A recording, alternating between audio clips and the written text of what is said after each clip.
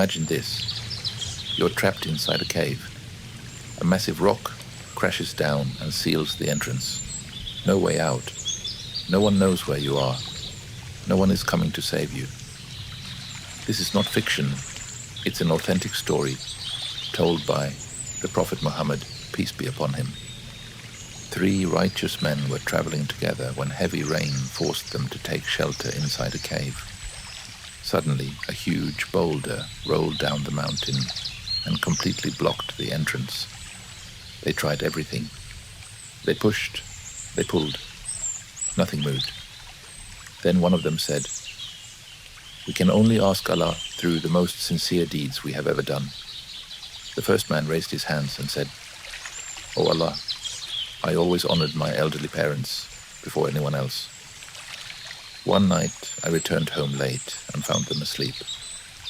My children were crying from hunger, but I waited all night with the milk in my hands until my parents woke up.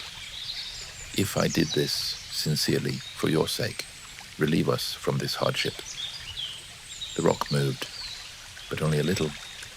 The second man prayed, "O Allah, I once had the opportunity to commit a sin with the woman I loved most, but when she reminded me to fear you, I walked away and left everything behind. If I did this sincerely for your sake, relieve us from this hardship." The rock moved again, but they still couldn't escape. Then the third man said, "O Allah, a worker once left without collecting his wages.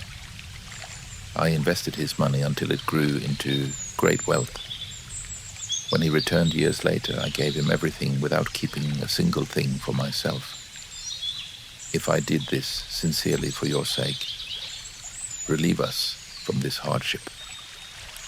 At that moment, the rock rolled away completely. The 3 men walked out free. This story teaches us something powerful. It wasn't their wealth. It wasn't their status. It wasn't even the number of their good deeds. It was their sincerity. The deeds that saved them were the ones no one else knew about. Maybe the deed that brings you closest to Allah isn't the one people praise.